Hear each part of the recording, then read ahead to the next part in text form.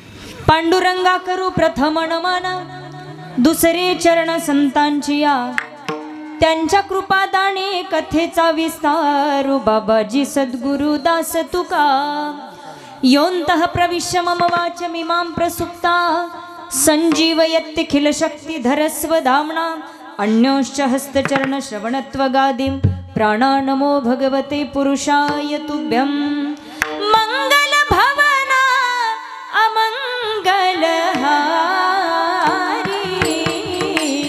प्रभुस दशरथ अजिर बिहारी, सिया राममय सब जग जानी, करहु प्रणाम जोरि जुग पानी, सिया राममय सब जग जानी, करहु प्रणाम जोरि जुग पानी, राम सिया राम जय जय राम, राम सिया राम जय जय राम, हे दुख भंजन मारुति नंदन, हे दुख भंजन मारुति नंदन, सुन लो मेरी पुकार, पवन सुत विनती बारंबार, पवन सुत विनती बारंबार, दुख भंजन मारुति नंदन, हे दुख भंजन मारुति नंदन, सुन लो मेरी पुकार, पवन सुत विनती बारंबार, पवन सुत विनती ओम नमो दानेश्वरा,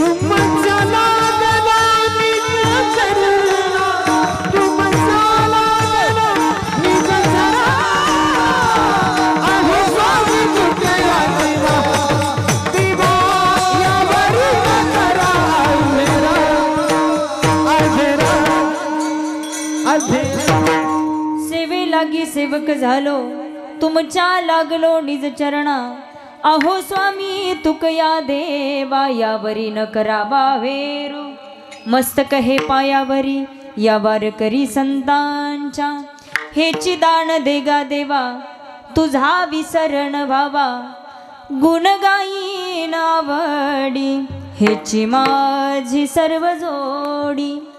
प्रस्तुत प्राप्त प्रसंगी प्राप्त स्थळी कीर्तन रूपी सेवेसाठी घेतलेला अभंग याची यावत भूतलावर जन्माला आलेल्या जड जीवाचा उद्धार करण्यासाठी आपला देहाखंड झिजवणारे वैराग्यमूर्ती ज्ञान ऐश्वर्य जगद्गुरु जगदवंद्य वारकरी संप्रदायाचा कळस असणारे जगद्गुरु तुकोबराय यांचा हा 4 चरणाचा आणि मागणीपर प्रकरणातील अभंग आहे। विठाला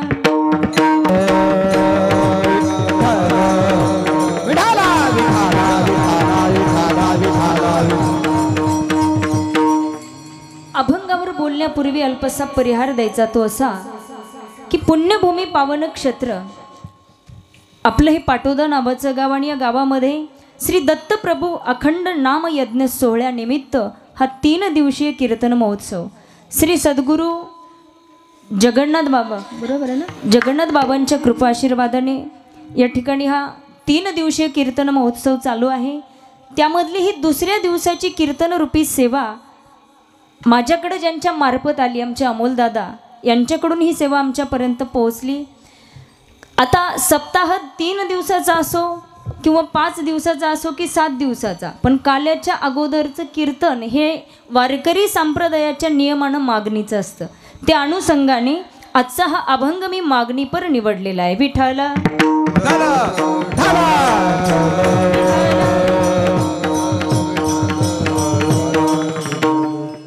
या कीर्तनासाठी उत्कृष्ट अशी गायनाची सर्वांची साथ आहे। तुम्ही ज्यांचे आत्ताच सुंदर अशी चाल ऐकली आदरणीय हरिभक्ती परायण महादेव महाराज हातडीकर तसेच त्यांच्या पाठीमागे ज्यांनी कोरस केला आपल्या परतूर तालुक्याचं वैभव हरिभक्ती परायण ब्रह्मा महाराज येवले आणि तसंच गावातील सर्व भजनी मंडळी सगुणाप्पा आहेत सर्वच भजनी मंडळी महाराज आहेत आपले दिंडी चालक आहेत अगदी सगळीच माणसं आता सगळी घरचीच आहेत। नावं नाही घेतली तरी काही अडचण नाही नामा म्हणे देवान घरच्या घरी जेवा नाही असं कसं जावाई कशी विसरते।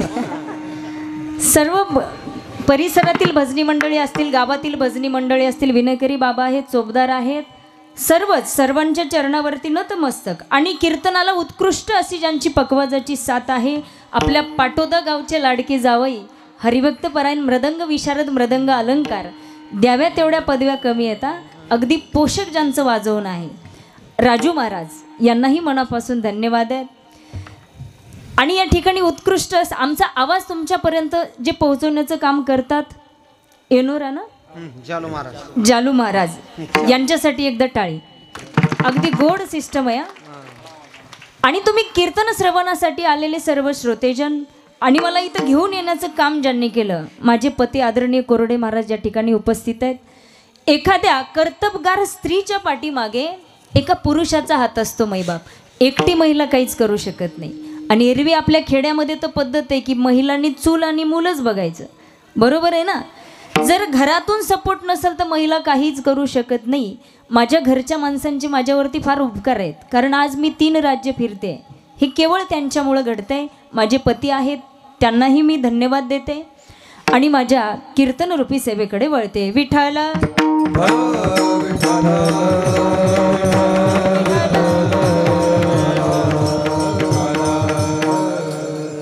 अभंग आहे जगद्गुरु संत तुकोबरायांचा। तुकोबराई या अभंगामध्ये भगवंताकडे मागणी मागतात की हेची दान देगा देवा तुझा विसर न व्हावा। देवा तुला द्यायचंच असेल ना तर एक दान दे कोणतं तुझा विसर मला पडू देऊ नको। आणि तुझा विसर जर देवा तू पडू दिला नाही ना तर मी काय करेन म्हणतात तुझं आवडीनं गुणगान गाईन आवडी हेची माझी सर्व जोडी।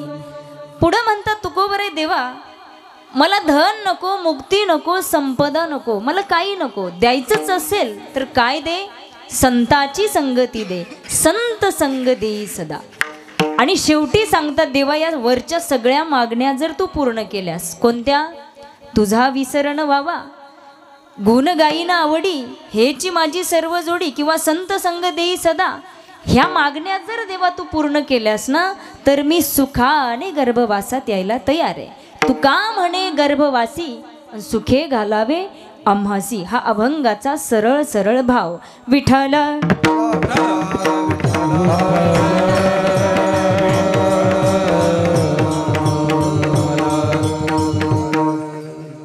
जगद्गुरु तुकोबराई या अभंगामध्ये देवाकडं मागतात.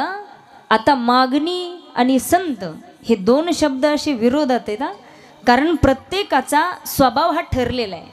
जीवाचा स्वभाव आहे कोणाकडं काहीही मागत राहणं, बरोबर आहे की नाही? तुमचा आमचा स्वभाव आहे कोणाकडं काही मागणं. बसल्या बसल्या कीर्तनात बसल्या बसल्या तंबाखूला चुना मागतात. आपला स्वभाव मागणं आहे. तसं संतांचा स्वभाव आहे कोणाकडं कधी काही न मागणं. आणि देवाचा स्वभाव आहे जे मागत नाहीत ना त्यांना मागा म्हणून आग्रह करणं. विठ्ठल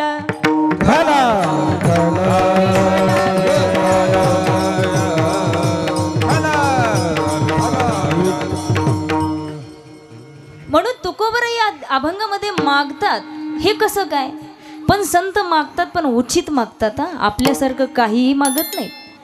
बघा, तुकोबराई देवाकडे मागतात पण ही उचित मागणी. मागता सगळ्यांना येतं. तुम्हाला मागता येतं, आम्हालाही मागता येतं. पण काय मागावं, कधी मागावं, कसं मागावं हे आपल्याला कळलं पाहिजे, बरोबर आहे ना? मग हे संताकडून शिकायचं असतं. काय मागावं, मागता सगळ्यांनाच येतं. उदाहरण द्यायचं झालं तर बघा, आता महाराज छान पकवाज वाजवतात. आता इथं बसलेल्यापैकी पकवाज कोणाला वाजवता येतो? बाबा तुम्हाला येतो का? नाही येतो, तुम्ही खोटं बोलताय. बरं, तिकडं पाठीमागं बसलेले तुम्हाला? अहो तुम्हालाही येतोय. मंडपात बसलेल्या प्रत्येकाला पकवाज वाजवता येतो. काय म्हणणं आहे तुमचं? तुम्ही येऊन बघा पकवाजावर थाप टाकून, वाजतो का नाही? प्रत्येकाला वाजवता येतो. मग तुम्ही म्हणताल मग महाराजांनाच का बोलवलं? हां, याचं कारण आहे, वाजवायला सगळ्याला येतं पण कसं वाजवायचं हे शास्त्र फक्त त्यांना माहिती आहे. म्हणून त्यांना बोलवलंय. अगदी त्या पद्धतीनं मागता प्रत्येकाला येतं, पण काय मागावं हे संतांकडे पाहून मागायचं असतं. विठ्ठल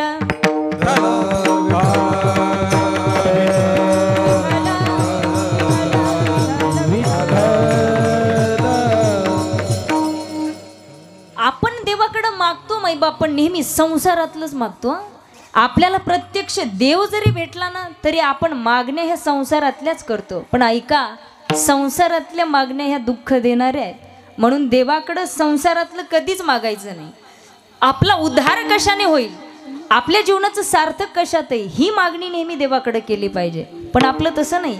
प्रत्यक्ष देव जरी आपल्या समोर उभा राहिला ना आणि विचारलं ना मागा तुम्हाला काय पाहिजे, आपण संसारातलेच विषय मागणार. बघा, एका 3 मित्र होते आणि एवढे भगवान शंकराचे कट्टर भक्त होते. रोज पहाटे 3ला उठायचे आणि 3 किलोमीटर अंतरावर मंदिर होतं. रोज ब्रह्ममुहूर्तावर उठून मंदिरामध्ये जायचं, महादेवाच्या पिंडीवर पाणी ओतायचं, बेलपात्र व्हायचं, असं त्यांचं नित्यक्रम. किती दिवस? तब्बल 1 वर्ष. आता भोले बाबा प्रसन्न झाले. भगवान शंकर त्यांच्या समोर प्रगट झाले आणि पहिल्याला विचारलं, तुला काय पाहिजे रे, माग. काय मागितलं असेल हो त्यानं? हा, तो म्हणलं काही नाही देवा, मला 1000 चिंचाचे झाड द्या. काय म्हणला? 1000 चिंचाचे झाडं. देव विचारात पडले, म्हणले चिंचाचे झाडं काय मागितलं मागून मागून. पण माणसालाही चॅप्टर आहेत. तो म्हणला देवा चिंचाचे झाडं द्या, पण चिंचाच्या झाडाला पानं किती छोटे छोटे असतात. म्हणलं एका पानाला 1-1 100ची नोट लावून द्या. एवढे चॅप्टर माणसं. मग दुसऱ्याला विचारलं, आता तुला माग काय मागायचंय? तो म्हणला देवा तुम्ही त्याला 1000 चिंचाचे झाडं दिले ना, ते अख्खे झाडं तोडून टाका म्हणले. त्याच्या जेवढ्या नोटा आहेत ना त्या नोटा एका कपाटात भरा आणि त्याच्या चाव्या माझ्याकडे द्या. तिसरा म्हणला देवा हे कपाटन बिपाटन हेराड्यात पडायची गरज नाही. काय करा, त्या सगळ्या नोटा एका बँकेत टाका आणि त्याचा मॅनेजर मला करा. आपल्या मागण्या अशा आहेत. देव जरी भेटला तरी आपण संसारातलंच मागणार माईबाप. पण मला सांगा, ज्या गोष्टी आपल्याला प्रयत्नाने मिळतात, ज्या गोष्टी प्रयत्न साध्य प्रारब्ध साध्य आहेत, त्या देवाकडं का मागाव्या? बरोबर आहे ना? ज्या गोष्टी आपल्याला प्रारब्धाने मिळतात त्या देवाकडं मागण्यामध्ये काय शहाणपण आहे. उदाहरण सांगायचं झालं तर बघा, एक माणूस मुंबईला गेला, लक्ष आहे ना सगळ्यांचं. एक माणूस मुंबईला गेला आणि मुंबईला अख्खी मुंबई फिरला 4-5 दिवस आणि स्टेटस ठेवलं मोबाईलवर. आता हे स्टेटस गावाकडं पाहिलं पोरांनी. आता स्टेटस ठेवण्याचं फॅड आहे. आणि ज्याच्यासाठी ठेवलं त्यानं नाही बघितलं का जास्त दुःख होतं माणसाला. मग त्यानं स्टेटस ठेवलं, ते मित्रानं पाहिलं आणि त्यानं आल्यावर विचारलं, तो मुंबईला गेला होता म्हणे. हा म्हणला हो. मग काय काय पाहिलं तिथं. तो म्हणला, अरे काय सांगव त्या इमारती, वरच्या मजल्याला पाहायला गेलं तर डोक्यावरची टोपी खाली पडते. पुन्हा म्हणायला लागला, अरे काय तिथले हॉटेल, जणू स्वर्ग आहे स्वर्ग. पुन्हा सांगायला लागला, अरे काय तो समुद्र किनारा, असं त्या मुंबईचं वर्णन करायला लागला. मग त्या मित्रानं विचारलं, जाऊ दे ती मुंबई कशी ते दे सोडून, तू तिथून आणलं काय. हा म्हणलं, काही नाही, 2 किलो कांदे आणि 4 किलो बटाटे. कळलं का तुम्हाला दृष्टांत मी कशासाठी देते. हां, ज्या गोष्टी आपल्या परतूरच्या बाजारात मिळतात, ज्या इथं मिळतात, त्या मुंबईहून आणण्यामध्ये काय शहाणपण आहे. तसं मैबाप जे आपल्याला प्रयत्नाने मिळणार आहे, जे प्रारब्धाने मिळणार आहे, ते देवाकडं मागूच नये. विठाला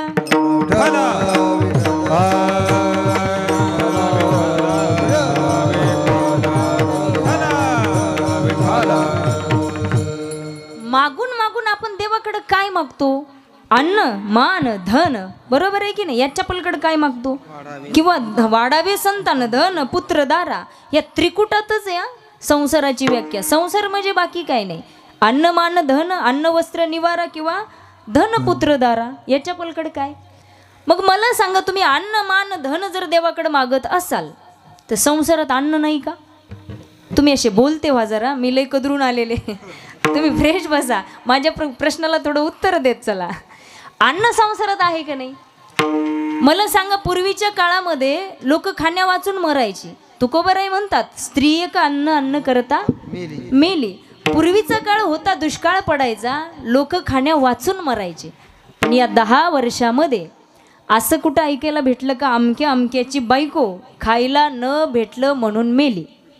सांगा बरं, क्या बात आहे. खाऊन खाऊन कित्येक जणांच्या मेल्या असतील, पण खायला न भेटलं म्हणून मेली, असं घडलं का कधी.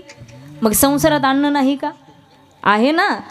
मग का मागावं देवाकडं. दुसरी गोष्ट, धन. आता धन नाही का. हां, आता इथं बसला तुम्ही एवढेच, हे समोरचेच बरं का. आता तुम्ही इथं कीर्तनाला आलात का काही खरेदीला. कीर्तनाला आलात ना, तरी सुद्धा तुमचे खिशे जर रिकामे केले तर इथं आता 15,000 जमा होतील सगळ्यांचे. खरं आहे का खोटं आहे. बरोबर आहे ना. म्हणजे धन आहे का नाही. अहो, भिकाऱ्याला सुद्धा पैशाची कमी नाही. तुम्हाला खोटं सांगत नाही. आमच्या माजलगावला एक भिकारी, तो व्याजानं पैसे देतोय.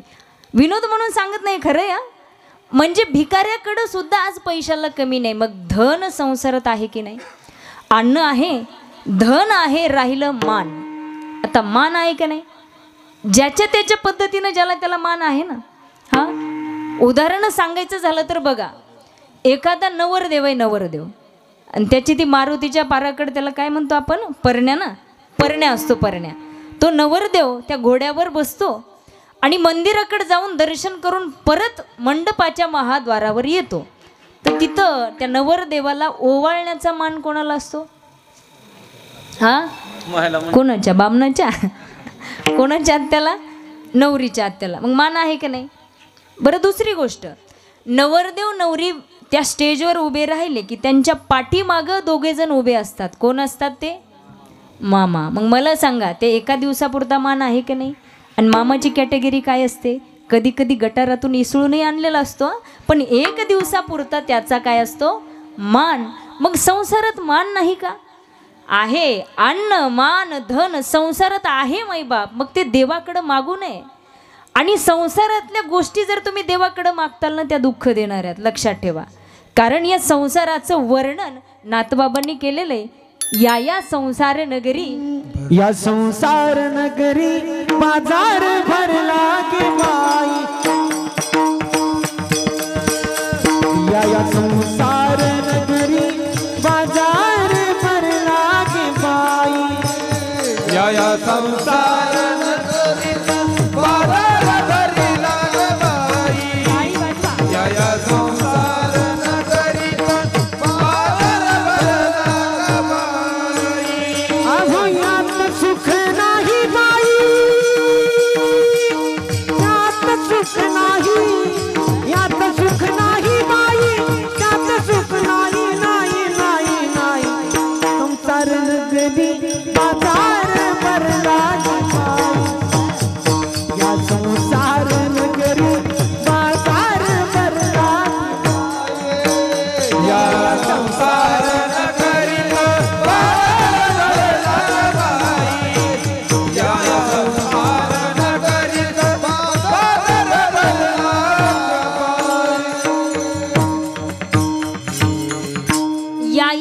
संसार नगरी बाजार भरला ग बाई. आणि पुढं काय म्हणतात, यात सुख नाही आणि त्यात सुख नाही. काय म्हणतात नाथ बाबा, यात सुख नाही आणि त्यात सुख नाही. तुम्ही माझ्या हातवाऱ्याकडे लक्ष करू नका लय या. तुम्हाला वाटण वाजविण्यात सुख नाही, गाण्यात सुख नाही आणि कीर्तन करण्यात नाहीच नाही. असं नाही या. यात सुख नाही त्यात सुख नाही याचा अर्थ लक्षात घ्या. बघा तुम्हाला पटवून देते मी. एका माणसाला 2 मुली होत्या. एक मुलगी दिली आपल्या पाटोद्यामध्ये. लक्षात घ्या, इथं दिली. तुम्हाला काही अडचण नाही ना इथं द्यायला, काय अडचण आहे. काही काही म्हणतील दोन्ही द्या ना, तीच तर अडचण आहे खरी. बघा, एक पाटोद्यात दिली आणि दुसरी दिली समजा इथं जवळ कोणतं गाव आहे, माव, अशा ठिकाणी दिली. आता पूर्वीचा काळ होता, बापाला वाटलं चला पुरीला भेटून यावं आणि निघाला, पायी पायीच निघाला. सर्वात अगोदर आला इथं, कुठं, पाटोद्यामध्ये. इथं जी मुलगी दिली होती तिचा व्यवसाय होता वीटभट्टीचा. बापानं विचारलं, बाई तुझं कसं चाललंय. ती म्हणली, बाबा एवढी सुंदर भट्टी लागली, एवढ्या छान विटा पडल्यात, पण आता देवाकडे एकच प्रार्थना करा, काय, 2 दिवस पाऊस येऊ नये. काय म्हणली ती, 2 दिवस पाऊस येऊ नये. आणि मग तिच्याकडे जेवण खावण झालं आणि बाप पुन्हा कुठं निघाला, दुसऱ्या गावामध्ये जिथं दुसरी मुलगी दिली. तिथं तिचा व्यवसाय होता आपल्या शेतामध्ये भाजीपाला लावायचा आणि मार्केटला विकायला न्यायचा. तिथं गेल्यावर तिला विचारलं, बाई तुझं बरं चाललंय ना, तुझा प्रपंच चांगला आहे ना. ती म्हणली, बाबा एवढा माळव्याला भाव आलाय, 5-5 हजार पट्टी येते रोज, पण शासनानं लाईट कट केली हो, लाईट बिल भरलं नाही म्हणून लाईट कट केली आणि त्या पावसालाही थोडी दया येईना. देवाकडे प्रार्थना करा की 2 दिवसात पाऊस आला पाहिजे. पहिली काय म्हणली, येऊ नये. ही काय म्हणते, आला पाहिजे. यालाच म्हणतात यातही सुख नाही त्यातही सुख नाही, असा हा संसार आहे. विठ्ठला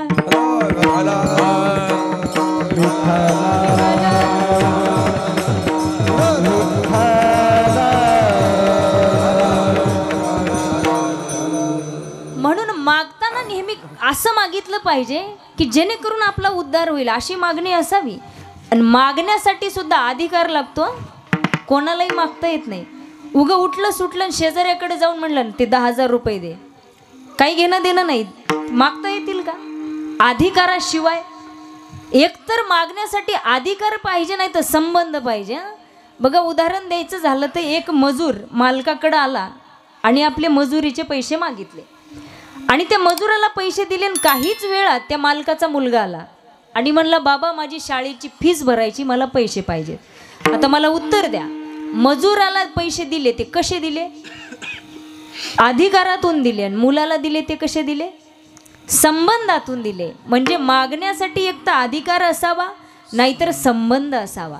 आपला संबंध, आपली वृत्ती आपण भगवंताशी जोडली. आपला सप्ताह काल चालू झाला ना, आपली वृत्ती, आपण आपल्या वृत्तीचा संबंध भगवंताशी जोडलाय, म्हणून आज आपल्याला मागण्याचा अधिकार आहे भगवंताकडे.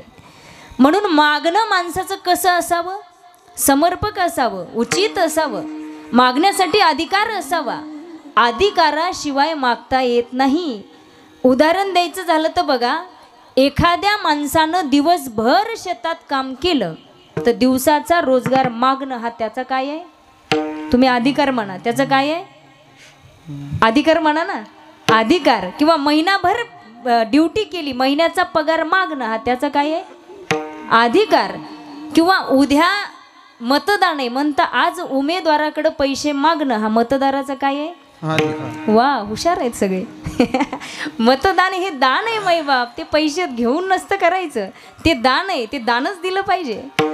मागण्यासाठी अधिकार लागतो, अधिकार, हे सांगते मी तुम्हाला.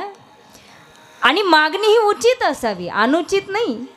मागणीचे 2 प्रकार आहेत, एक उचित मागणी आणि एक अनुचित मागणी. अगोदर आपण अनुचित मागणीविषयी थोडं लक्षात घेऊ. कशाला म्हणतात अनुचित मागणी? एखाद्या पत्नीनं आपल्या पतीकडं साडीची मागणी करणं ही उचित आहे की अनुचित आहे? उचित आहे ना, बरोबर आहे ना. पण पेरणीचा टाईम आहे, पेरणीच्या टायमाला जर पत्नी सोन्याची मागणी करत असेल तर आता ही मागणी कशी आहे? कारण पेरणीच्या वेळेला शेतकरी बेजार असतो, याचे त्याचे पैसे करून बी भरण आणलेलं असतं. अशा वेळी जर सोन्याची मागणी केली तर ही मागणी कशी आहे? अनुचित आहे माईबाप. पण महिलांना मागायचं कळत नाही. महिला मंडळी कुठं काय मागतील आणि कसं मागतील सांगताच येत नाही. म्हणून कशाचाही सौदा करायचा असेल तर आधी महिलांना समोर करायचं. बघा, एक महिला चप्पलच्या दुकानात गेली, चप्पलच्या, आणि त्या दुकानदाराला म्हणू लागली, दादा चप्पल कितीला दिली? तो म्हणला, ताई 100 रुपयाला. ती म्हणली 50ला दे. दुकानदार म्हणला, मावशी 50 रुपये माझी खरेदी किंमत सुद्धा नाही. हे बघा, तुमचे 50 बाजूला राहू द्या, माझे 100 बाजूला राहू द्या. काय करा म्हणलं, 80ला घेऊन टाका, 80ला. मग 80 म्हणलं की ती म्हणली 40ला दे. दुकानदार म्हणला, मावशी हे बघा, भुवानीचं गिराईक आहे म्हणून तुम्हाला देतोय. तुमचे 80 बाजूला, तुमचे 50 बाजूला राहू द्या, माझे बाजूला राहू द्या. तो म्हणला, तुमचे 80 बाजूला राहू द्या, माझे राहू द्या, 50ला घेऊन टाका, लास्ट किंमत. ती म्हणली, मग 25ला द्या. त्या दुकानदाराला एवढा राग आला, त्यानं ती चप्पलच अंगावर फेकून दिली. तो म्हणला, मावशी अशी फुकट घेऊन जा. ती म्हणली, मग 2 जोडं द्या. महिलांची मागणी अशी आहे माई बाप. आपली मागणी ही अनुचित आहे, आपली उचित मागणी नाही. मग उचित मागणी कशाला म्हणतात हे तुम्हाला मी एका उदाहरणातून पटवून देते. विठ्ठला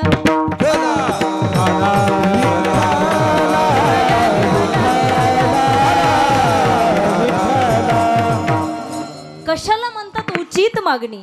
एक जगातली जगप्रसिद्ध मागणी आहे मैबाप, ती म्हणजे कुंती आत्याची मागणी. ज्यावेळी कौरव पांडवांचं युद्ध झालं आणि त्या युद्धामध्ये भगवान परमात्म्याच्या लक्षात आलं, अरे आता पांडवांवरची सगळी संकट संपली, पांडव विजयी झाले आणि परमात्मा आता द्वारकेला जाण्यासाठी निघाले, रथामध्ये आरूढ झाले. इतक्यामध्ये भगवंताच्या कानावर एका अबलेचा आवाज आला. कोण होती ती अबला? उत्तरा, जिच्या गर्भावर अश्वत्थाम्यानं ब्रह्मास्त्र सोडलं होतं आणि त्या ब्रह्मास्त्राचा दाह होत होता उत्तरेला. भगवंताला अर्थ हाक मारते उत्तरा, पाही पाही महायोगे देव देव जगतपते, नान्यत्वद भयम पस्ये यत्र मृत्यू परस्परम. अरे देवा धाव, माझ्या अंगाचा दाह होतोय, अशी उत्तरा भगवंताला हाक मारू लागली. जळे माझी काया लागला वनवा, जळे माझी काया लागला वनवा, जळी माझी काया लागला वनवा, जळी माझी काया लागला वनवा, जळे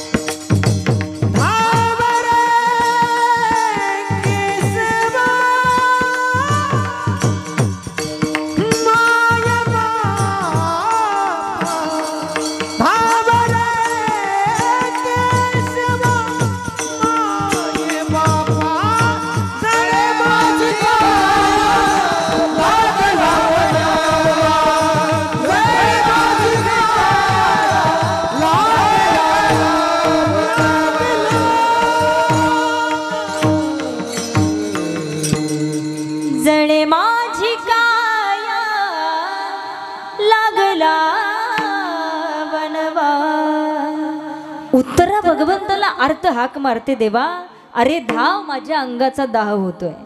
क्षणाचाही विलंब न लावता भगवान परमात्मा तिथं प्रगट झाले आणि अंगुष्ठ रूप धारण करून उत्तरेच्या गर्भामध्ये प्रवेश केला आणि त्या बालकाचं रक्षण केलं. कोण होता तो बालक? कोण होता? महिला मंडळी, भागवत कथा ऐकल्यात ना?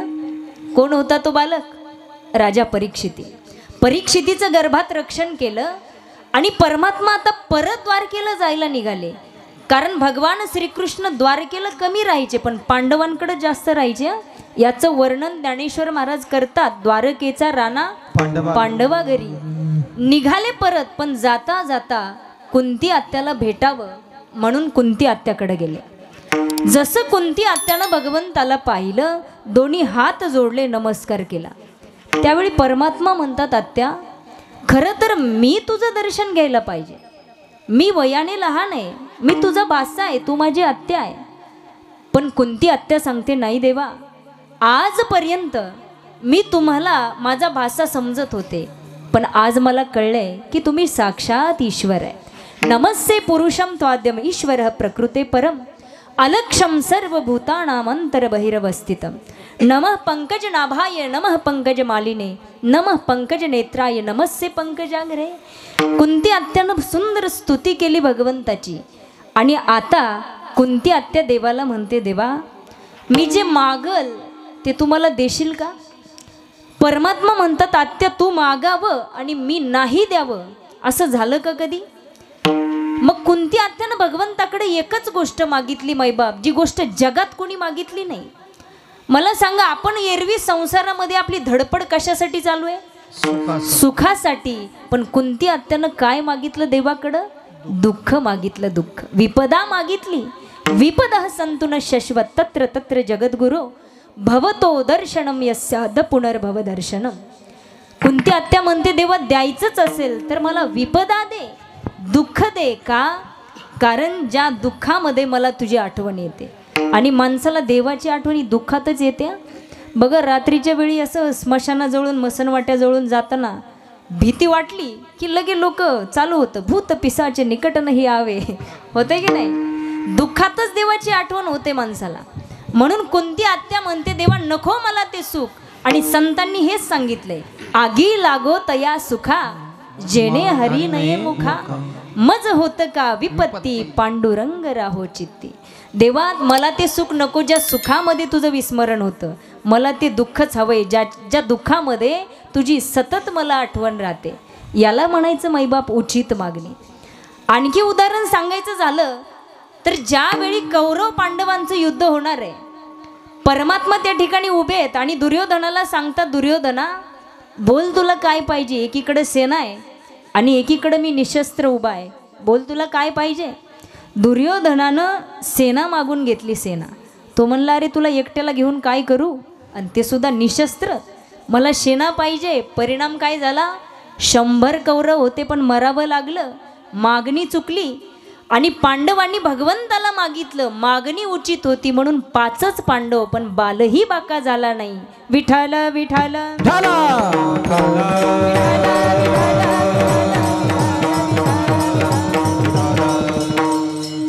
म्हणून आज तुकोबरा या अभंगामध्ये मागणी मागतात देवाकडे, पण कशी मागतात? उचित मागणी मागतात. नाहीतर एरवी तुकोबरायांचे प्रमाण तुम्ही ऐकलेत की दुसऱ्याकडं मागण्यासाठी जे हात पसरवतात ना मैबाप, त्याच्या जीवनाचा धिक्कार असो म्हणतात. हात पसरी जीने दिगत्याचे, हात पसरी जीने दिगत्याचे,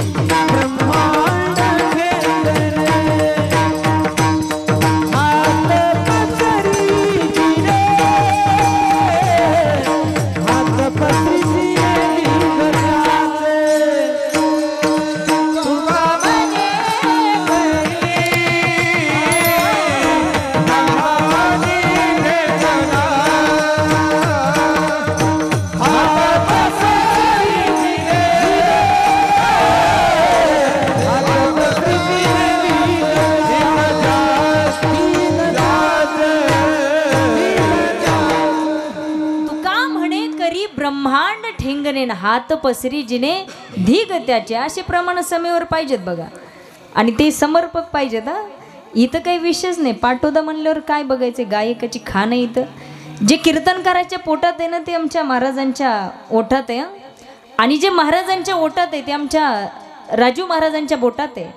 आणि जे राजू महाराजांच्या बोटात आहे ना, पुढे ऐका, जे राजू महाराजांच्या बोटात आहे ना ते तुमच्या पाटोदेकरांच्या नोटात आहे. विठायला विठायला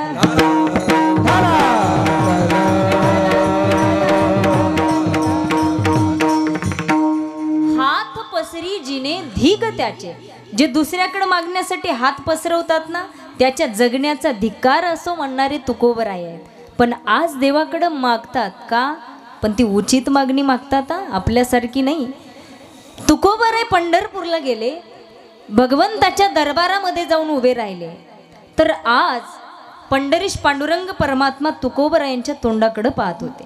मागण्याची आस पाहि मुखाकडे, पाहि मुखाकडे. मागण्याची आस पाहि मुखाकडे, पाहि मुखाकडे. मागण्याची आस पाहि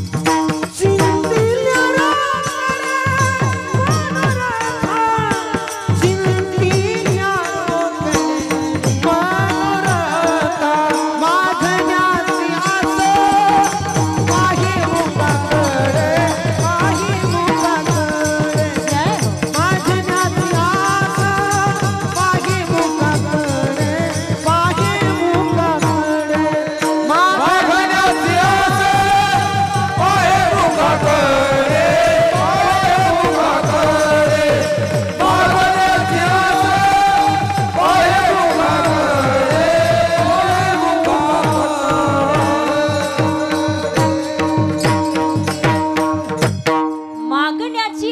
पाहे मुखाकडे चिंतिल्या रोकडे मनोरथ. तुकोबरायांना देव म्हणतात की तुकोबराय काहीतरी मागावं, काहीतरी मागा. पण तुकाराम महाराज म्हणतात नाही देवा, मागणं हे आमच्या खानदानीतच नाही, आम्हाला मागणं हे माहीतच नाही, वडिलाची रीत जाणत असो. तुकोबराय म्हणतात नाही देवा, आमच्या ही वाड वडिलांची परंपराच नाही, मला मागायचं नाही. त्यावर देव म्हणतात तुकोबराय मागायचं नाही म्हणता, तुझं काहीच नको म्हणता, मग इकडे येता कशाला पंढरपूरला. त्यावेळी तुकोबराय सांगतात खरं सांगू देवा, तुझं दर्शन घेतल्याशिवाय, तुला पाहिल्याशिवाय मला चैन पडत नाही. पुन्हा देव जास्तच आग्रह करू लागले, तुकोबराय तुम्हाला मागावंच लागल. आता मात्र तुकोबराय सांगतात देवा, तुझ्याकडे मी बऱ्याच वेळा आलो, तुझ्या जवळच्या काही वस्तू मला आवडल्या, मागण्याची इच्छाही झाली, पण तपासाच्या अंती कळालं की ते तुझं नाही.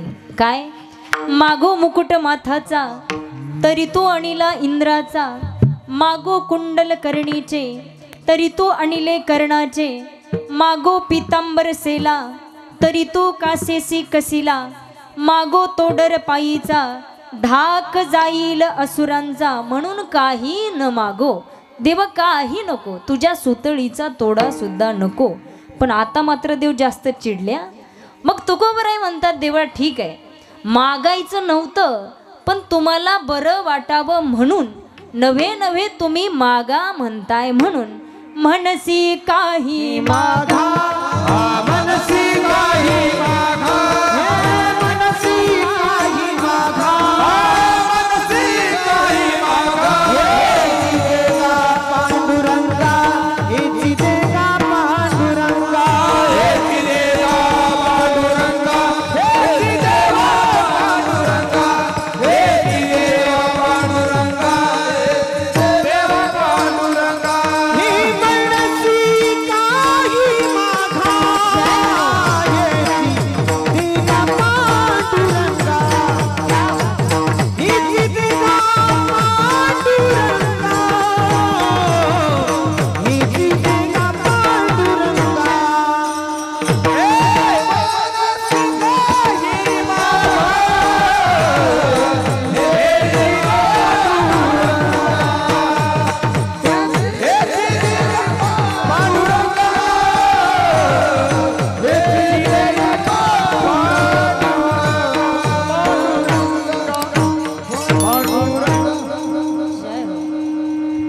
तुम्ही जांभळ्या देऊ नका पाठीमाग महिला मंडळी. तुम्ही एकदा टाळी वाजवा बरं, झोप निघून जाते. विठाला विठाला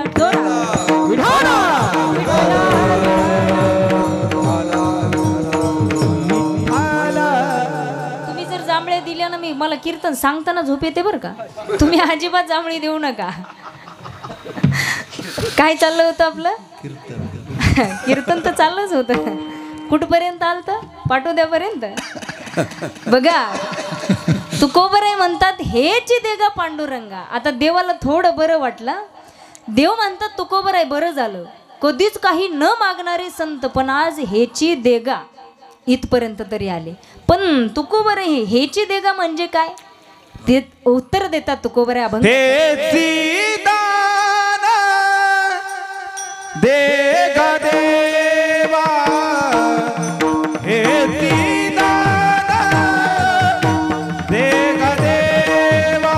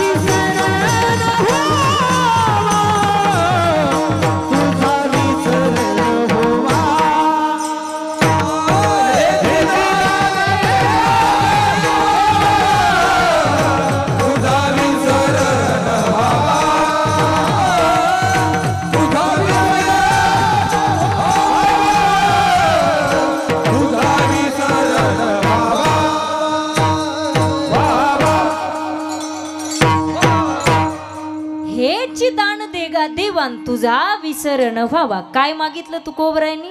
जे मागितलं ते देवासाठीच मागितलं, स्वतःसाठी काही मागितलं का? बरं तुकोबरायांना संसार नव्हता का? हा, पण संसारातलं नाही मागितलं.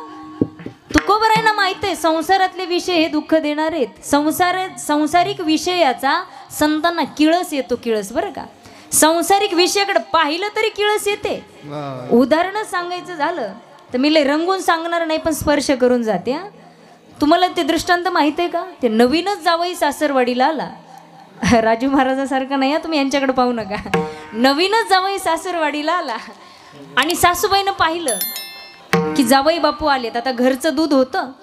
सासूबाईनं भलं मोठं पाटीला त्या चुलीवर ठेवलं. कशासाठी? बासुंदी बनवण्यासाठी. आणि ते दूध गोठायला सुरुवात केली. आता सुंदर बासुंदी तयार झाली. त्यात माल मसाला टाकला, पण त्या धुपणानं धुरानं सासूबाईच्या नाकाला पाणी आलं आणि ती बासुंदीचं पातेलं खाली उतरवणार एवढ्यात सासूला शिंक आली. तुम्ही सगळ्यांना ऐकले, तुम्ही आधीच हसल्या मला माहित आहे. शिंक आली पडू नाही ते पातेल्यात पडलं. मला सांगा तर सगळ्यांना 4-4 वाट्या हाणल्या असतील, पण जावयानं खाल्ली असेल का?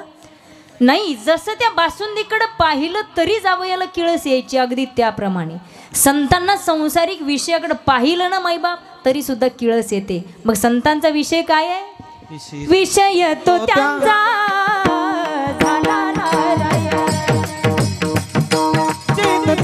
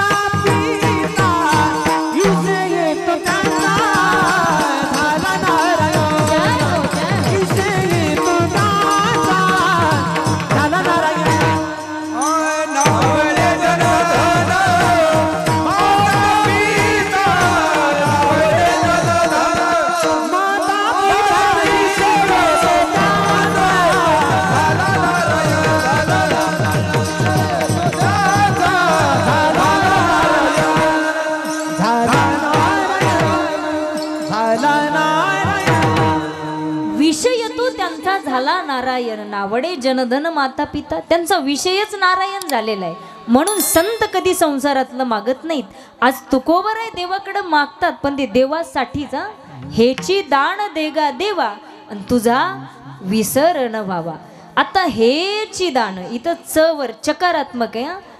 जिथं हेच येतं का तिथं बाकीचं काहीच चालत नाही. उदाहरण द्यायचं झालं तर बघा, महिला मंडळी, एका माऊलीला 3 लेकरं होते. आणि ती माता माऊली गावाला निघाली. आता लेकरं रडायला लागले. मोठा मुलगा रडू लागला. त्यावेळी त्या आईनं त्याला 10 रुपये दिले. बाळा, हे 10 रुपये घे. आता ते 10 रुपये घेतले आणि ते रडायचं बंद झालं. जे दुसरं होतं ना, त्याच्यापेक्षा जरा छोटं, त्याला सांगितलं, बाळू तुला बिस्किट देऊ का? बिस्किट पुडा दिला. आता तेही रडायचं शांत झालं.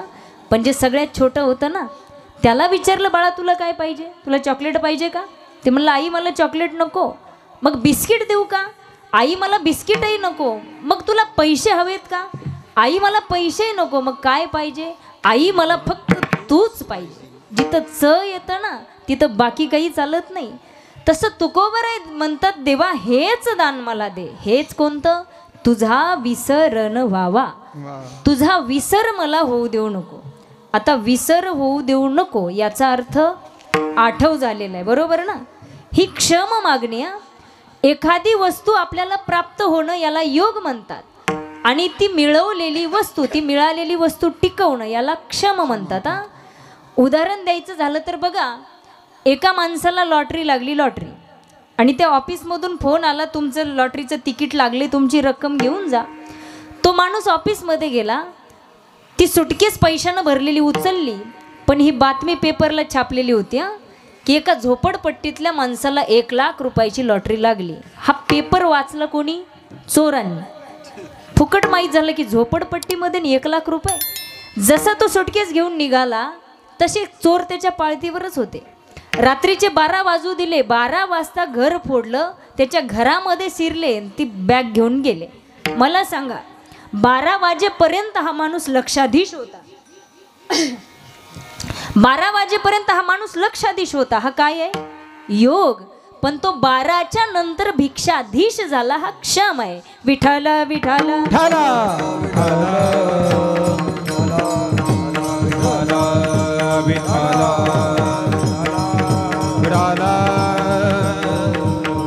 तसं तुकोबरायांची क्षमाची मागणी. देवा तुझा विसर मला होऊ देऊ नको. आणि कधी कधी होतं माणसाला दुसऱ्या वस्तूच्या आठवामध्ये पहिल्या वस्तूला माणूस विसरून जातो. बघा कसं ते लक्षात घ्या. एखादं लहान लेकरू, प्रत्येक गोष्टीला त्याला आई लागते, बरोबर आहे ना? आंघोळ करायची असली तरी आई, जेवायचं असेल तरी आई, प्रत्येक कामाला आई आई आई. पण हे कुठपर्यंत? जोपर्यंत घरात बाई येत नाही तोपर्यंत. मग दुसऱ्या वस्तूच्या आठवामध्ये माणूस पहिली वस्तू विसरतो का नाही? तसं तुकोबर आहे देवाला म्हणतात, देवा आता आठव झालेला आहे ना, बस विसर पडू देऊ नको. तुझा विसर न व्हावा. आणि देवा तुझा विसर जर तू मला पडू दिला नाही तर मी काय करेन? अभंगाचं गुण गायेन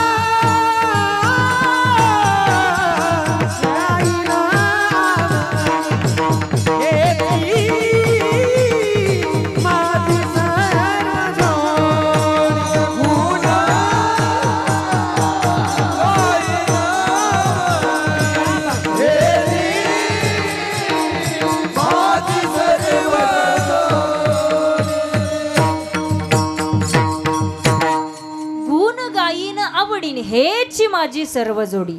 तुकोबराय म्हणतात देवा तुझं गुणगान मी आवडीनं गाईन. काय म्हणतात? आवडीनं, सवडीनं नाही हं.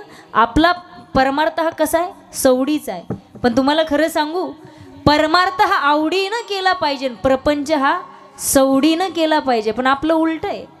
आपण जास्त संसाराकडं आपलं लक्ष आहे, परमार्थाकडं नाही.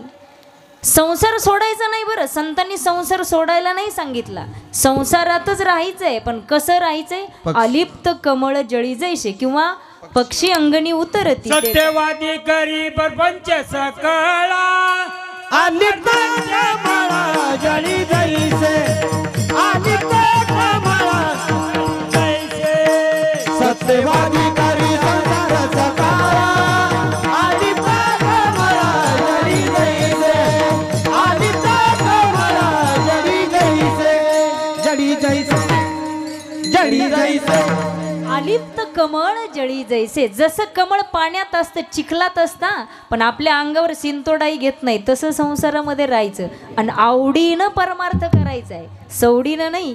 काही काही माणसं म्हणतात बघा, निघालो होतो कीर्तनाला पण नाही गेलो, झोपलो घरीच. होतं की नाही असं?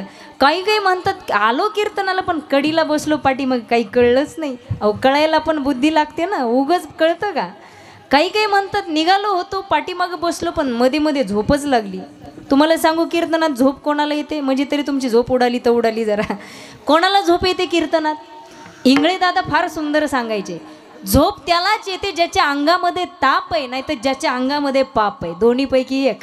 अशाला झोप येते कीर्तनात. बलात्कार जरी आणि कथेसी, बलात्कार जरी आणि कथेसी, एकटी लोडासी झोप गेली, एकटी लोडासी झोप गेली. बलात्कारी झारी आणि लाखथेसी, निद्रा घेते कोणी लोडासी, निद्रा घेते कोणी लोडासी, लोडा. म्हणून त्याला झोप येते मायबाबाच्या अंगामध्ये पाप आहे, अशा माणसाला झोप येते. म्हणून तुम्ही ठरवा आता झोप घ्यायची का नाही घ्यायची.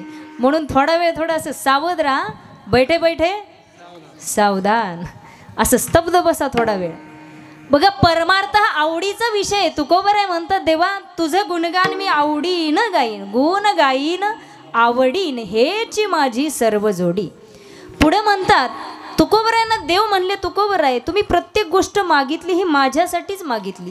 अहो, तुम्ही प्रापंचिक संत आहेत, तुम्ही संसारिक आहेत, तुमच्या संसारासाठी काहीतरी मागा, धन मागा, मुक्ती मागा, किंवा न लगे मुक्ती आणि संपदा, न लगे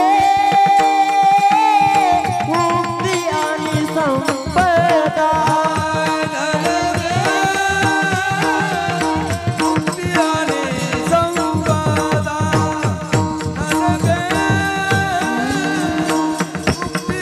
हो न लगे मुक्ती आणि संपदा, न लगे मुक्ती आणि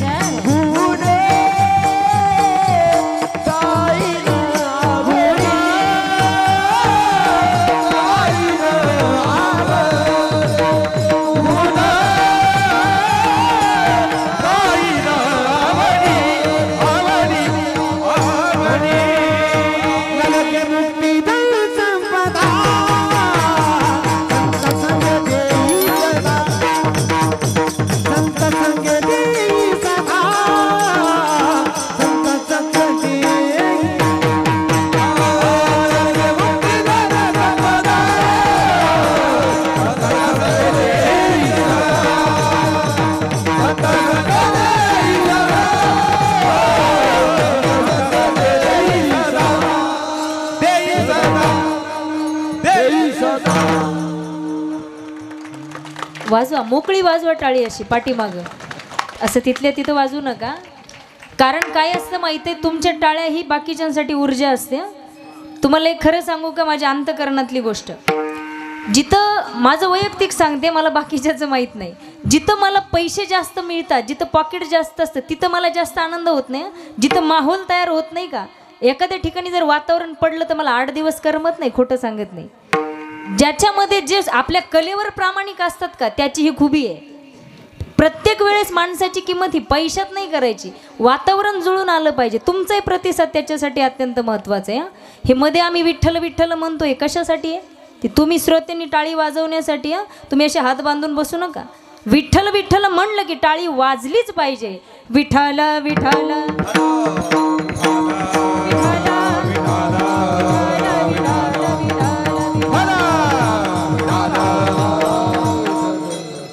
देव म्हणतात तुकोबराय तुमच्यासाठी काहीतरी मागावं. तुम्ही संसारिक संत आहेत.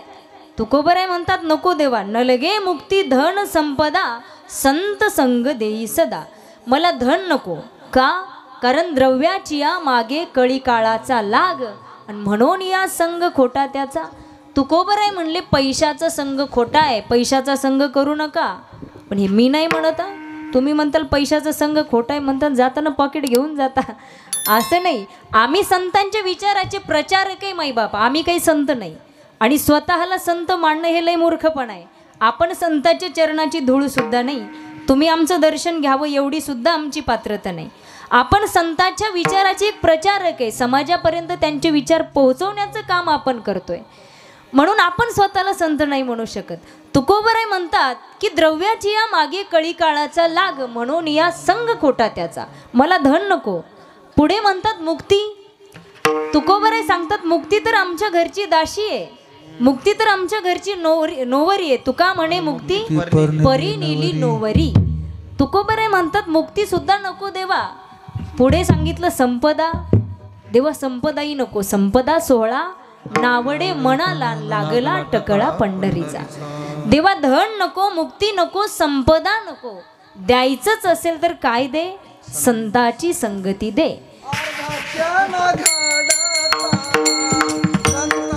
संगाते अर्धाक्षण घडता, संताची संगाते अर्धाक्षण घडता, संताची संगाती अर्धाक्षण घडता, संताची संगाती होय शांती महात्मा. तेने होय शांती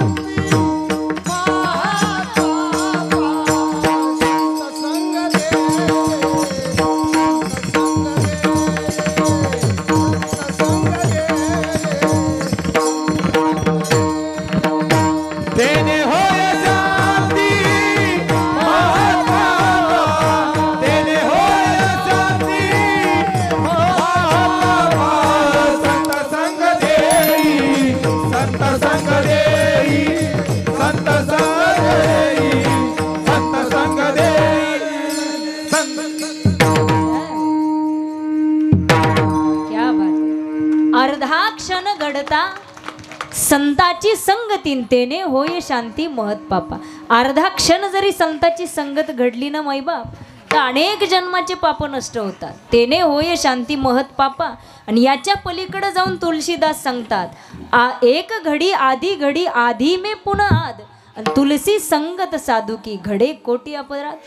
जर संताची संगत अर्धा क्षण जरी घडली, अर्धाच नाही अर्ध्यातला अर्धा क्षण, तरी सुद्धा सार्थक आहे जीवनाचं.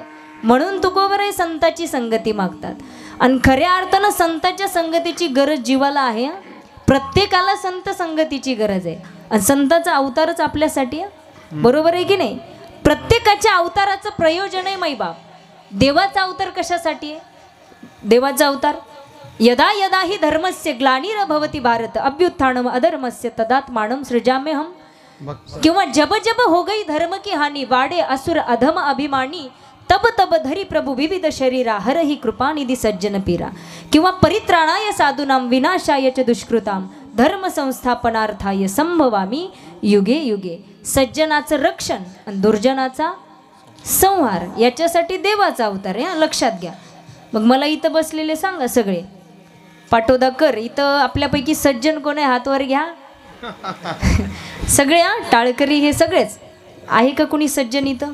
पाठीमागे तिकडं कोणीच नाही, अख्ख्या गावात सज्जन नाही. बरं ठीक आहे, दुर्जन आहे का कोणी हातवर घ्या थोडा. म्हणजे सज्जनही नाही आणि दुर्जनही नाही. मग आपण कोणत्या गटातले? आपण मधल्या गटात, लक्षात घ्या. मग देवाचा अवतार आहे सज्जनाचं रक्षण आणि दुर्जनाचा संहार. आपण सज्जनही नाही आणि दुर्जनही नाही. मग आपल्यासाठी देवाचा अवतार नाही. मग आपल्यासाठी कोण आहे? हा, आपल्यासाठी संत आहेत माईबाप. अवतार तुम्हा धराया कारण उद्धराया जन जड जीवा. आपल्यासाठी संतांचा अवतार आहे. म्हणून संतांची संगती अत्यंत महत्वाची आहे. संत संगती ही जडालाही आवश्यक आहे, संत संगती जीवालाही आवश्यक आहे, संतांची संगती संतांनाही आवश्यक आहे आणि संत संगती देवालाही आवश्यक आहे. तुम्ही म्हणताल कसं? महिला मंडळी इकडं लक्ष द्या, बोर होऊ नकाले. कारण माझं कीर्तन हे विनोदाचं नाही. मला विनोद करता येत नाही आणि करायला गेला का तो असा पांचट होऊन जातो. ते करण्यातही अर्थ नाही. लक्ष द्या थोडा वेळ माझ्याकडं. जड कशाला म्हणतात? जड, हा जड म्हणजे निर्जीव वस्तू. वजनानं जड नाही. दगड माती कोणतीही निर्जीव वस्तू याला म्हणायचं जड. तुम्ही म्हणताल मग निर्जीव वस्तूला संतांच्या संगतीची काय गरज आहे? त्याच्यामध्ये जीव नसतो, त्याच्यामध्ये चेतना नसते, त्याला कुठलं ज्ञान नसतं. मग निर्जीव वस्तूला संत संगतीची गरज काय? तुम्हाला उदाहरण सांगू का? आळंदीला कोण कोण गेला? हात वरती घ्या जराशी. आळंदीला, अहो मी प्रश्न नाही विचारणार, फक्त हात घ्यायचा वरती. आळंदीला कोण कोण गेले? सगळेच गेले. ज्ञानेश्वरांनी चालवलेली भिंत पाहिली? भिंत सजीव आहे का निर्जीव आहे? मग निर्जीव भिंत आहे, पण आज लाखो भाविक जाऊन त्या भिंतीचं दर्शन घेतात का? हा संत संगतीचा महिमा आहे. जडालाही देवत्व प्राप्त होतं, हा संत संगतीचा महिमा आहे. विठ्ठला विठ्ठला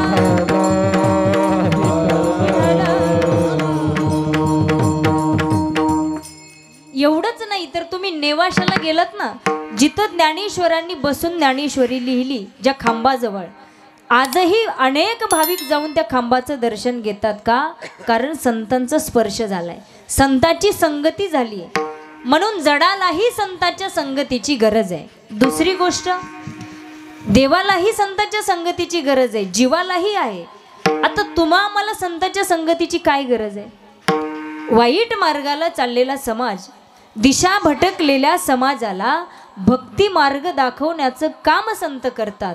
पण इतकं सोपं सांगून, संत संगती मोक्ष जोडे, संत संगती कर्मा झाडे, संत संगती तीर्थ जोडे, धन्य संग संताचा, संत मोक्ष जोडे, संत संगती धन्य जोडे, संत संगती तीर्थ जोडे, धन्य संग संताचा, संताचा. काय? संत संगती मोक्ष जोडे. संत संगती मोक्ष जोडे. संतांची संगत केली तर माईबाप तुम्हाला मोक्ष मिळतो. बरोबर आहे ना? पुढे संत संगती कर्म झडे, संत संगती कर्म झडे. पुढे संत संगती तीर्थ घडे. संतांच्या संगत, संतांच्या चरणातच सगळे तीर्थ आहेत माईबाप. तुम्हाला एकदा संतांची संगती केली का बाकी काही करण्याची गरजच नाही. सगळ्यात सोपं. म्हणून संतांची संगत ही जीवालाही आवश्यक आहे. वा वा वा, बाबांसाठी टाळ्यात का? लईच लेट वाजवल्या, वाजवल्या पण लेट वाजवल्या तुम्ही. क्या बात आहे. म्हणून संतांच्या संगतीची गरज प्रत्येकाला आहे माईबाप. वाईट मार्गाला चाललेल्या समाजाला भक्ती मार्ग दाखवण्याचं काम संत करतात. संतांनी माई ज्ञानेश्वरीचा प्रसाद आपल्याला दिला, गाथ्याचा प्रसाद आपल्याला दिला आणि सर्व समाज हा भक्ती मार्गाला लावला. पण आजही काही लोक असे आहेत, असे नास्तिक आहेत की जे देवच मानत नाहीत. 70% माणसं आहेत अशी, त्यांना देवच मान्य नाही, शिकलेली पिढी. पण तुम्हाला सांगू का, देव नाही म्हणणाऱ्यांना आधी स्वतःला प्रश्न विचारायचा, आपण माणूस आहेत की आपण राक्षस आहे. जर देव नाही म्हणलं ना माईबाप, तर अशी परिस्थिती निर्माण होईल की जिथं बकरे उलटे लटकवतात ना तिथं माणसं लटकवल्या जातील. कारण हे काही त्रेतायुग नाही, हे काही द्वापार युग नाही, हे कलियुग आहे, कलियुग. लक्षात ठेवा. म्हणून संतांच्या विचाराची गरज ही सध्या प्रत्येकाला आहे. जसं संतांनी आपल्या भूगोलाच्या पुस्तकात तुम्ही पाहिलं ना, असा नकाशा असतो, नकाशा, आणि त्या नकाशामध्ये ठिकाणं दिलेले असतात, दिल्ली, मुंबई. आता ते फक्त ठिकाणं वाचून आपण दिल्लीला पोहोचणार आहे का? त्या मार्गाने आपल्याला जावं लागणार आहे, त्यावेळी आपण दिल्लीला पोहोचू. तसं संतांचे फक्त विचार, संतांचे फक्त अभंग वाचून किंवा गाऊन पर्याय नाही, आपल्याला ते आचरणात आणावे लागणार आहेत. संत ज्या मार्गाने चालले त्या मार्गाने आपल्याला अनुकरण करावं लागणार आहे, तर जीवनाची सार्थकता आहे. म्हणून जीवालाही संतांच्या संगतीची गरज आहे. दुसरी गोष्ट, संतांना सुद्धा संत संगतीची गरज आहे. आता संतांना काय गरज आहे? हा, संतांना कशासाठी? संतांना सुद्धा कधी कधी अभिमान होतो आपल्या ज्ञानाचा, आपल्या भक्तीचा. मग संतच संतांना नीट करत असतात. उदाहरणच देऊ का? बघा, पंढरपूरला भगवंताच्या दरबारामध्ये सुंदर हरिपाठ व्हायचा. आता हरिपाठाला कोण कोण असायचे? महान संत दामाजी शेट्टी, दादू पिंजारी, संत कबीरदास, असे महान संत हरिपाठाला असायचे. आणि एवढा हरिपाठ रंगायचा, इतका हरिपाठ रंगात यायचा. पण एके दिवशी कबीरदासांच्या लक्षात आलं की अरे 2 दिवस झालं दादू पिंजारी काही हरिपाठाला दिसत नाही, काय भानगड आहे? आणि दुसऱ्या दिवशी योगायोगाने कबीरांची आणि दादू पिंजारींची भेट बाजारामध्ये झाली. कबीरांनी विचारलं दादू पिंजारीला की अरे तू 2 दिवस झालं हरिपाठाला दिसत नाही का? त्यावेळी दादू पिंजारीने सांगितलं, अरे ज्याच्यासाठी मी मंदिरात येतो ना, तो परमात्मा रोज माझ्या घरी येतो सायंकाळी आणि मी त्याच्या चरणाची सेवा करतो. थोडा अभिमान झाला दादू पिंजारीला. दादू पिंजारी माहिती आहेत ना, ऊच नीच काही नेने भगवंत, या अभंगामध्ये वर्णन आहे. आणि मग दादू पिंजारींना थोडा अभिमान झाला की देव माझ्या घरी येतोय. कबीरांनी विचारलं, अरे दादू मला भेटेल का तो परमात्मा? दादू पिंजारी म्हणले, या उद्या माझ्या घरी सायंकाळच्या वेळेला तुमची देवाची भेट घालून देतो. दुसऱ्या दिवशी कबीरदास दादू पिंजारीच्या दारामध्ये गेले. इकडं तिकडं पाहू लागले की कुठं देव दिसतोय का, पण परमात्मा काही दिसले नाही. मग घरामध्ये बसलेल्या दादू पिंजारींचं लक्ष अंगणात गेलं आणि दादू पिंजारी हाक मारतो कबीरांना, ओ कबीरा, कबीरा यहाँ वहाँ क्या देखे दादू दबावत पाव. कबीरा यहाँ वहाँ क्या देखे दादू दबावत पाव. आणि कबीरदासांनी तो दोहा तिथंच खुंटला. आणि पुढं आता कबीर बोलतात, अरे दादू भडवा क्या दबावे जिसे नाही हात पाव. तू पाय दाबतो कोणाचे? ज्याची व्याख्या संतांनी निर्गुण निराकार केली. ज्याला हात नाही, पाय नाही, रंग नाही, रूप नाही. जय हो. नाही वर्ण छाया, रंग नाही, रूप नाही, नाही वर्ण छाया. रंग नाही, रूप नाही, नाही वर्ण छाया. रंग नाही, रूप नाही, नाही वर्ण छाया. निराकार निर्गुण तुझी रघुराया. निराकार निर्गुण तुझी रघुराया. निराकार निर्गुण तुझी रघुराया. निराकार निर्गुण तुझी रघुराया. मैं गुलाम, मैं गुलाम तेरा. मैं गुलाम, मैं गुलाम, मैं गुलाम तेरा. मैं गुलाम, मैं गुलाम, मैं गुलाम तेरा. मैं गुलाम, मैं गुलाम, मैं गुलाम तेरा. रंग नहीं, रूप नहीं, नहीं वर्ण छाया. निराकार निर्गुण तुझी रघुराया. मैं गुलाम, मैं गुलाम, मैं गुलाम तेरा. मैं गुलाम, मैं गुलाम, मैं गुलाम तेरा. मैं गुलाम, मैं गुलाम, मैं गुलाम तेरा. मैं गुलाम, मैं गुलाम तेरा. मैं गुलाम तेरा. मैं गुलाम तेरा. रंग नाही, रूप नाही, नाही वर्ण छाया, आणि निराकार निर्विकार तुची रघुराया. ज्याला रंग नाही, रूप नाही, अशी व्याख्या संतांनी केली. अरे तू पाय दाबतो कोणाचे? अहंकार नष्ट झाला, संतत्व 2 पटीनं जाग झालं, भगवंताच्या चरणाशी लीन झालं. हा संतांच्या संगतीचा परिणाम. विठाला विठ्ठला, विठाला, विठाला, विठाला, हरी विठ्ठला, विठ्ठला. संतांच्या संगतीची गरज देवाला सुद्धा आहे. तुम्ही म्हणताल देवाला काय गरज हो? ज्यानं हे विश्वच निर्माण केलंय, जेने हे विश्व निर्मिले, महर्षी देवा संस्थापिले, त्याला काय गरज आहे बरं? तुम्हाला सांगू का, देवाकडं सुद्धा एका गोष्टीची कमी, ती म्हणजे त्या भक्ती सुखाची.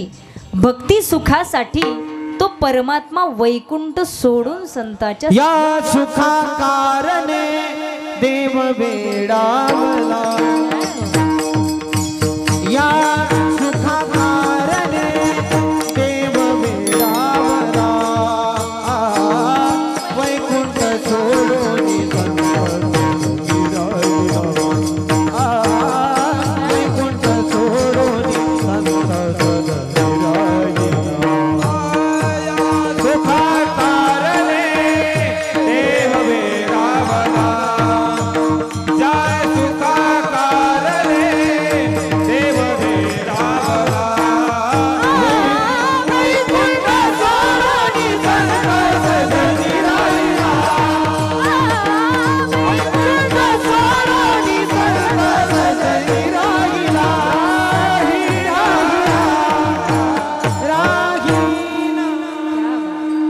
वैकुंठ सोडोनी देव संत सदनी राहिला.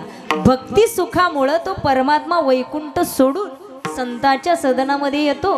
म्हणून देवालाही संताच्या संगतीची गरज आहे. तुकोबराय म्हणतात, देवा द्यायचंच असेल तर संताची संगती दे. पण प्रश्न असा आहे, संत म्हणायचं कोणाला? कारण कलियुगामध्ये विचार केला तर ऐसे संत झाले कळीन तोंडी तंबाखूची नळी. मी नाही म्हणत आहे संतांचे प्रमाण आहेत, मी माझ्या मनचं काही सांगत नाही. असेच कलियुगामध्ये संत आहेत. जर कलियुगाचा विचार केला ना माईबाप, तर बोटावर मोजण्यासारखीच माणसं आहेत की ज्यांना संत म्हणता येतं, मोजकी, बाकी नाही. नुसता गंध लावला म्हणजे, माळा घातल्या म्हणजे संत होत नाही. मग संत साधू म्हणायचं कोणाला? एकदा सती सारखे सती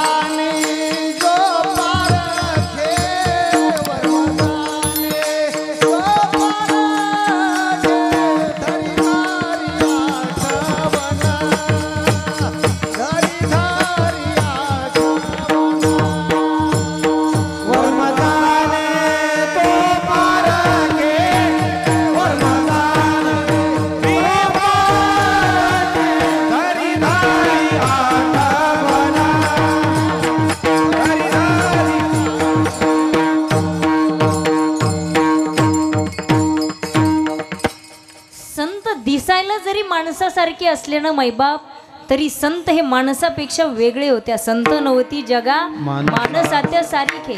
ते वर्म ज्याला कळलं ना त्याला खरंच पारखी म्हणायचं, बरोबर ना? ते वर्म कळालं पाहिजे की खरे संत कोण. म्हणून साधू म्हणायचं कोणाला? एकदा रामकृष्ण परमहंसांकडं एक साधक आला. बघा, हे असे जे दृष्टांत आहेत ना, हे ऐकण्यासाठी तुमचं कान इकडं पाहिजे तर तुमच्या ते लक्षात येतील. इकडं तिकडं लक्ष असेल ना तुम्हाला कळणार नाही. रामकृष्ण परमहंसाकडे एकदा एक साधक आला आणि त्यांना म्हणू लागला, महाराज साधू किसे कहते हैं? त्यावेळी रामकृष्ण परमहंसांनी सांगितलं, बाळा मला काही माहीत नाही साधूची व्याख्या, तुला येत असेल तर तू सांग. कारण त्यांनी ओळखून घेतलं ही गिराईक कोणत्या कॅटेगरीतले. मग रामकृष्ण परमहंस म्हणतात, बेटा मुझे पता नहीं साधू किसे कहते हैं, आपको पता है तो बताओ. त्यावेळी तो माणूस बोलतो, महाराज साधू में और कुत्ते में कुछ अंतर नहीं है. काय म्हणला तो? साधू में और कुत्ते में कुछ अंतर नहीं है. बोले कैसे? साधू भी दर दर भटकता है और कुत्ता भी दर दर भटकता है. त्यावेळी रामकृष्ण परमहंस उठले, खाडकन त्याच्या कानाखाली ओढले, अशी कानाखाली ओढली. आणि आता रामकृष्ण परमहंस बोलतात, सुन बेटा, तू कहता है ना कि कुत्ते में और साधु में कुछ अंतर नहीं है, तो सुन, साधु भी दर दर भटकता है और कुत्ता भी दर दर भटकता है. कुत्ते को जब रोटी मिलती है तो कुत्ता एक कोने में जाता है और वहाँ अगर दूसरा कुत्ता आया तो रोटी छोड़कर उस कुत्ते को काट के खाता है. मगर हमारे साधु को जब रोटी मिलती है और वहाँ अगर कुत्ता आया तो हमारा साधु बांट के खाता है. एक कुत्ते में और साधु में अंतर है बेटा. वाजवा टाळी कळलं असेल तर. काहीच कळलं नाही का?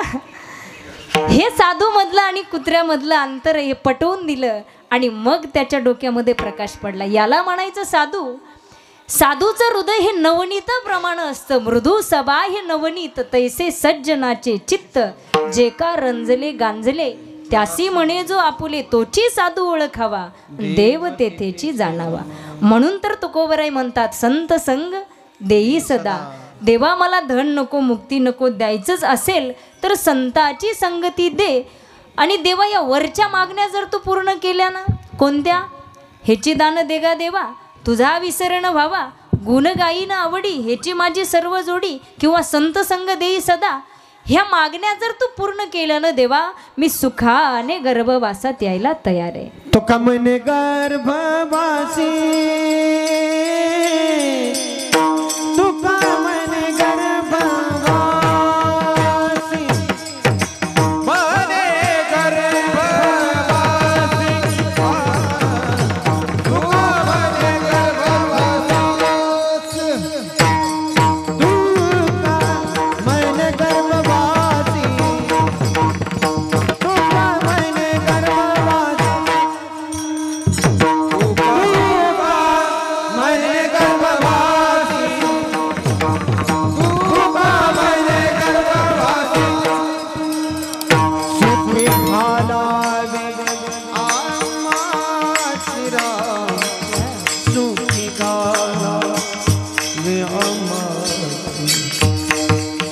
गाला सुखी खाला सुखी गाला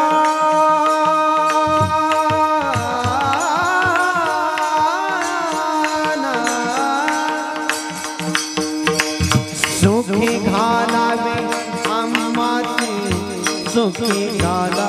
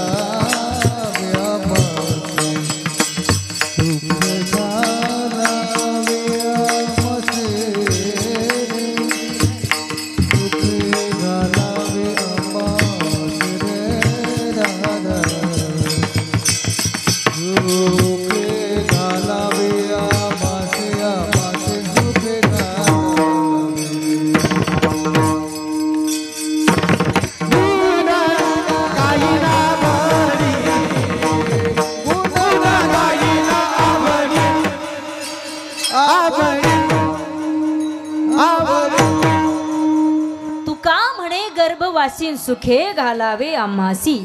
आता गर्भवास आणि सुख ह्या दोन गोष्टी कशा आहेत? गर्भवासात कुठं सुख आहे का हो? संत सांगतात गर्भवासीचे दुःख गाडे आणि कवना पुढे. अहो गर्भवासामध्ये दुःख आहे म्हणून तर हा जीव देवाकडे प्रार्थना करतो की एक वेळ करी या दुःखा वेगळे दुरिताचे जाळे उगवले.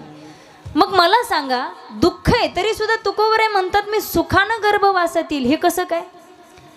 माणसाला एखादं जर मोठं सुख समोर असेल ना तर छोटं दुःख सहन करायला माणूस तयार असतो. एखादं मोठं सुख जर आपल्या समोर उभं असेल तर एक छोटं दुःख सहन करायला व्यक्ती तयार असतो. एका उदाहरणातून सांगते बघा. एका गावामध्ये चोर आले. आणि एका घरामधलं कपाट फोडलं, त्यातून 10,000 रुपये घेतले आणि तिथून निघाले. पुन्हा त्याच गावातलं एक दुसऱ्या घरी गेले, तिथलं एक कपाट फोडलं, त्यातून 5,000 रुपये काढले. पण नेमकं ते कपाट फोडताना त्या घरचा मालक जागा झाला. खडबड आवाज आला, मालक जागा झाला. चोरांच्या लक्षात आलं की अरे आता मालक जागा झालाय. गडबडीमध्ये पहिल्या घरचं आणलेलं 10,000चं गाठोडं तिथंच ठेवलं आणि त्या घरातले 5,000 घेऊन गेला. मला सांगा ह्या मालकाचा फायदा किती झाला? 5,000 गेले किती? 5 आणि राहिले किती?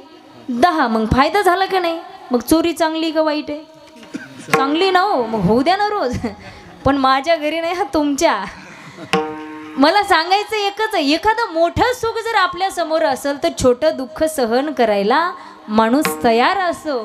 तसं तुकोबराई म्हणतात देवा अखंड तुझ्या चरणाची सेवा भेटत असेल, मला संताची संगती भेटत असेल, तर मी पुन्हा सुखाने गर्भवासात यायला तयार आहे. तुका म्हणे गर्भवासी सुखे घालावे आम्हासी, गुण गायीन आवडी हेची माझी सर्व जोडी. या अभंगावर मला जमल त्या पद्धतीनं मी चिंतन मांडण्याचा प्रयत्न केला. भगवान परमात्मा बुद्धी देईल त्याप्रमाणे मी बोलण्याचा प्रयत्न केला. जे चुकीचं असेल ते माझ्या वाणीचे दोष, जे योग्य असेल ते श्री दत्तात्रेयांच्या चरणी समर्पित. या ठिकाणी कीर्तनाला गोड अशी सर्वांनी उत्कृष्ट साथ दिली, त्याबद्दल सर्वांचे मी धन्यवाद व्यक्त करते. सर्वच पाटोदेकर सर्वांचे धन्यवाद. सुंदर अशी पकवाजाची साथ दिली. हरिभक्त परायण राजू महाराजांनाही मनापासून धन्यवाद देते. मला इथं बोलवल्याबद्दल आमचे अमोल दादा यांनाही धन्यवाद. आणि समोर जे प्रक्षेपण चालू आहे यूट्यूब चॅनलचं नाव दादा आनंद कीर्तनाचा यूट्यूब चॅनलला लाईक करा, सबस्क्राईब करायला विसरू नका. या ठिकाणी शूटिंग चालू आहे. आणि हे कोणत्या संस्थेतले विद्यार्थी आहेत? राजू महाराजांच्याच आहेत. अरे वा. संस्थेचं नाव काय? मृदंगराज आध्यात्मिक वारकरी शिक्षण संस्थेतील हे विद्यार्थी छोटे वारकरी. बघा यांच्या वयाचे लेकरं घरी झोपले असतील गाढ, पण काय कौतुक आहे या लेकरांचं. एकदा टाळी त्यांच्यासाठी. हां. आणि तुम्ही गेली 2 तास झालं माझी बडबड ऐकून घेतली, त्याबद्दल सर्वांनाच मनापासून धन्यवाद देते. आणि माझ्या वाणीला याच ठिकाणी पूर्णविराम. विठोबा रखुमाई, विठोबा रखुमाई, विठोबा रखुमाई, विठोबा रखुमाई, विठोबा रखुमाई, विठोबा रखुमाई.